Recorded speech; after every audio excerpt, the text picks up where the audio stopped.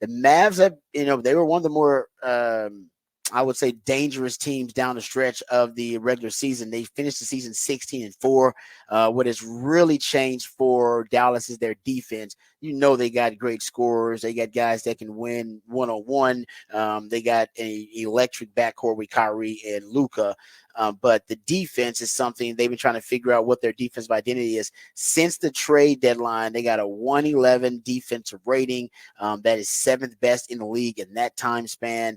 You go look at the difference pre-trade deadline and post-trade deadline. Before the trade deadline, the Mavs were allowing nearly 33% of total shots near the rim. That was 13th in the NBA. After the trade deadline, that number dipped to 30%. That's eighth best in the NBA in that time span. If you go look at pre-trade, Mavericks opponents shot 68% at the rim. That was 28th in the league. Post-trade, that number is at 59%, which is first actually in the NBA in that time span. It's the defense that has really transformed this Mavs team down the stretch. Will it translate to the playoffs, especially against high-level elite players like a Kawhi Leonard and what the Clippers present? That remains to be seen. But if it does, the Mavs can be dangerous, and the Mavs can win this series. There's no doubt in my mind. It could go either way. I'm hoping that the Mavs win the series, but if they don't have an answer for what the Clippers are doing, and Kawhi Leonard's health is going to be big here, going back to the injury theme. I think the Mavs, if they can translate that defense, the Mavs got a really good shot to win it.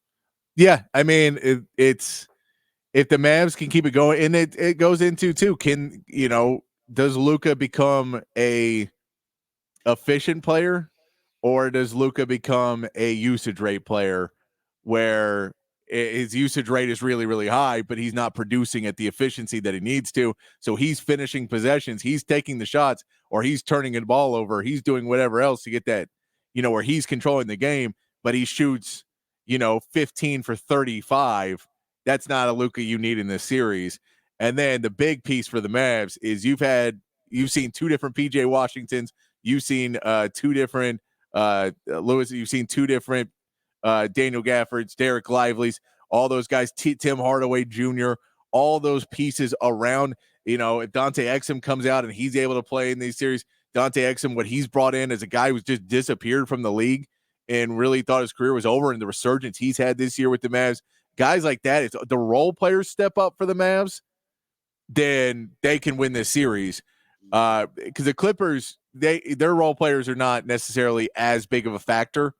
They have some decent guys, but they just don't share the ball as much.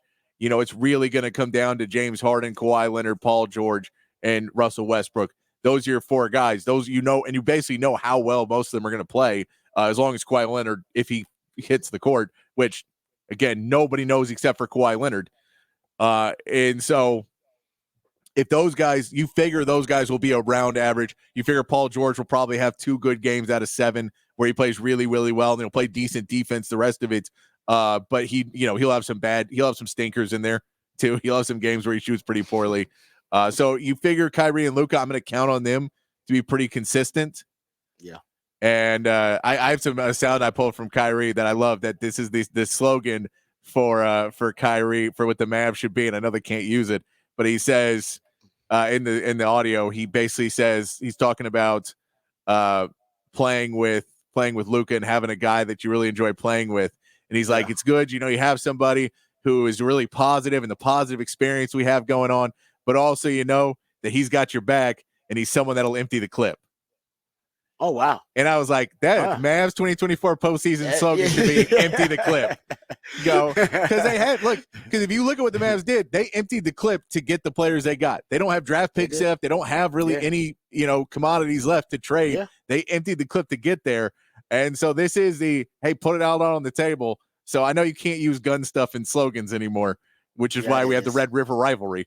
But yes, I would say Mavs slogan for 2024 playoffs should be empty the clip, because that feels like what they need to do. Yeah, and no, it's a good point, because in terms of them acquiring Kyrie and then what they did prior, once they did at the trade deadline, and I brought up the fact that they were 16-4 down the stretch in the season. Keep in mind that 3 of those losses, Luka didn't play, and they rested a lot of guys in two of the losses as well. So you're talking about at full strength, this Mavs team has one loss at full strength, right, with all of their available players playing Yeah. since their March 5th loss to the Indiana Pacers.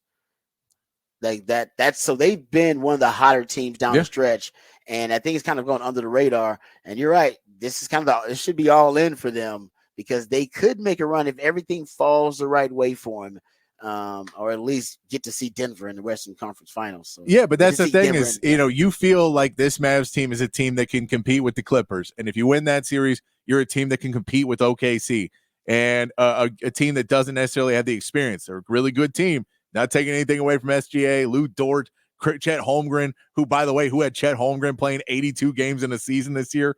I don't think anyone had that. Everyone would have taken the under on that one. yeah. So, they have a really good team. And then Jalen Williams that are both good players for OKC. They have a really good team. But when you talk about next level superstars, we're giving SGA that compliment. But Luka is a guy who can take it over. Kyrie's a guy who can take it over. They just need their role players to play closer to what OKC's role players are playing like. But you feel like they can get there. And then once you get to Western Conference Finals, now it's just, you're in a place where you're a lot closer to your dream than you thought you were going to be probably at the trade deadline. This is something, but you have to get through the Clippers first. But again, that's what I say, empty the clip. Every game, every series, empty the clip. Yeah, I like that. And the Clippers, as you pointed out, they kind of present some of the same dangerous, I think, scenarios for the higher seeds because they do have those stars who can take over games. You got a Kawhi that can take it over. Paul George take it over. Russell Westbrook can take over a game. Same thing with Kyrie and Luka. And how often is that going to happen? Where those guys just kind of take over things. That's going to be a fun series to watch. I can't wait to